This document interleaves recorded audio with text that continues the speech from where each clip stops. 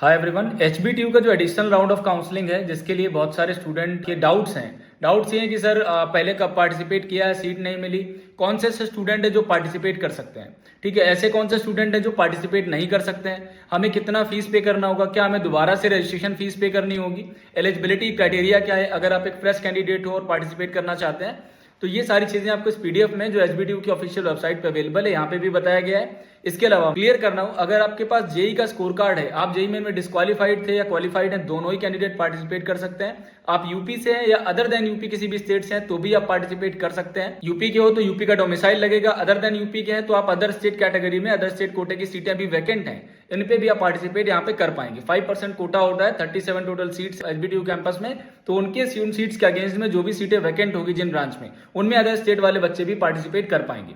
कौन से student participate नहीं कर सकते, जो फीस है एप्लीकेशन फीस, वो सिर्फ हमारे फ्रेश जो कैंडिडेट होंगे, जो नए बच्चे होंगे उनको पे करनी होगी। जो पुराने बच्चे पहले फीस पे कर चुके हैं उनको सिर्फ अपना लॉगिन आईडी पासवर्ड से लॉगिन करके अपना प्रोसेस करना है, चॉइस फिलिंग करनी है, आपका रजिस्ट्रेशन नया नहीं होगा।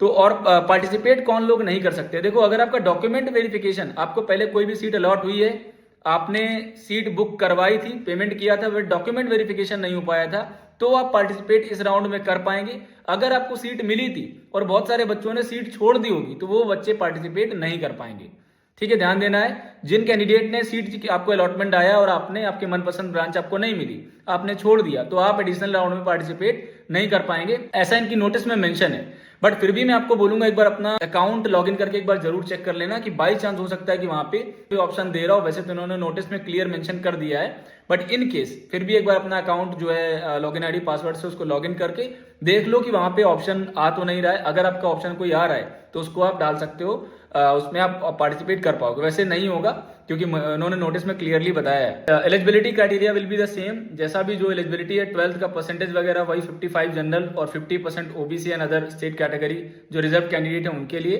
ठीक है। अदर स्टेट वाले बच्चों को सीट्स कितनी वैकेंट है, डेफिनेटली यार सीट यहाँ पे भी वैकेंट है एचबीटीयू में। हर बार एडिशनल राउंड और स्पॉट राउंड में काफी अच्छी खासी सीट वैकेंट आती है, 2 4 5 सीट्स नहीं, यहाँ पे हंड्रेड्स ऑफ सीट्स वैकेंट आती हैं।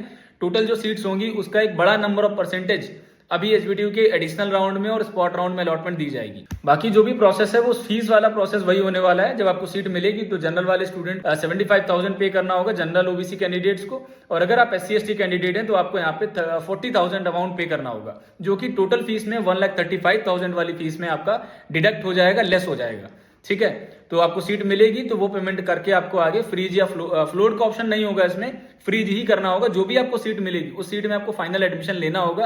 अगर आप उसको छोड़ते हैं तो मे बी ये आपको स्पॉट राउंड में पार्टिसिपेट करने की अनुमति देंगे या नहीं देंगे, ये आगे की गाइडलाइन में बताया जाएगा। वैसे लास्ट ईयर तक का जो मेरा एक्सपीरियंस है उसके अकॉर्डिंग स्टूडेंट्स को स्पॉट राउंड में भी पार्टिसिपेट करने का पूरा मौका दिया गया था। अगर बाई चांस आपको सीट मिलती है, आप छोड़ देते हैं, तो चांसेस हैं कि आपको स्पॉट राउंड में फिर से ये जो स्पॉट राउंड निकालेंगे उस स्पॉट राउंड में पार्टिसिपेट आप कर पाएंगे। तो ये मेजर इंपॉर्टेंट पॉइंट है, बट अभी के लिए मैं कंफर्म नहीं कह सकता हूं। तो आपको अगर मनपसंद सीट ब्रांच मिल जाती है तो आप एडमिशन ले सकते हैं, तो छोड़ भी तो आप ड्रॉप भी कर सकते हैं सीट को।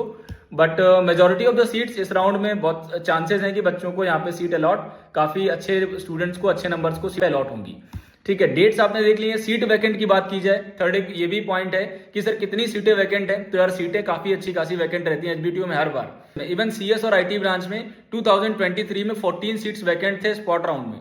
तो स्पॉट राउंड तक बच्चों को बहुत सारे अलग जगह पे ऑप्शंस मिल जाते हैं। तो कई बच्चे एचबीटीयू को ड्रॉप भी कर देते हैं। अगर आपको किसी बहुत अच्छे टॉप प्राइवेट इंस्टीट्यूट में ऑप्शन मिल रहा है तो स्टूडेंट कई बार ड्रॉप कर देते हैं एचबीटीयू को, क्योंकि एचबीटीयू एक स्टेट लेवल कॉलेज है। No doubt HBTU state level पे बहुत अच्छा कर रहा है और एकेडमिक्स भी बहुत बढ़िया है, कैंपस अच्छा है, सारी चीजें बढ़िया है, बट फिर भी यहाँ पे स्टूडेंट सीट ड्रॉप करते हैं। कई बार स्पॉट राउंड और लास्ट राउंड में ड्रॉप होती है, तो वो वैकेंट सीट आपकी आगे की स्पॉट राउंड में कंसीडर की जाएंगी। तो स्पॉट राउंड भी आपके लिए काफी ज्यादा इंपॉर्टेंट रहेगा। बाकी आप डेट्स स्क्रीन पे देख सकते हो। 23 जुलाई से ये प्रोसेस स्टार्ट हो गया था। 1 अगस्त तक एडिशनल राउंड के लिए आपसे रजिस्ट्रेशन लिए जा रहे हैं। 1 अगस्त के बाद आपको 2 अगस्त 2 अगस्त को आपका रिजल्ट आएगा। रिजल्ट आने के बाद 2 से 5 अगस्त के बीच में बाकी का जो फ्रीजिंग का प्रोसेस है वो किया जाएगा, डॉक्यूमेंट वेरिफिकेशन किया जाएगा। यहाँ पे आपको सारा प्रोसेस कंप्लीट करने के बाद आपको एक ईआरपी पे भी रजिस्ट्रेशन करना होता है। अगर आप एचबीटीयू में सीट मिलती है तो उसके बाद डॉक्यूमेंट वेरीफाई करने के बाद ईआरपी पे रजिस्ट्रेशन करना मैंडेटरी है। ईआरपी का जो लिंक होता है वो erp.hbtu.ac.in, इस वेबसाइट पे जाना है और इसमें आपको नया न्यू एडमिशन के तौर पे वहाँ पे लिंक अवेलेबल होगा, वहां से आपको एक ईआरपी का रजिस्ट्रेशन भी करना पड़ता है। बहुत सारे बच्चों का सब कुछ होने के बाद ये वाला स्टेप छूट जाता है तो आपकी सीट कैंसिल कर दी जाती है। इस चीज को आप जरूर ध्यान रखें। This is almost major things about HBTU additional round of counselling. कोई भी आपका अदर इंक्वायरी है then you can reach out to our team, you can call to the counsellor, they will help you regarding this. Thank you so much.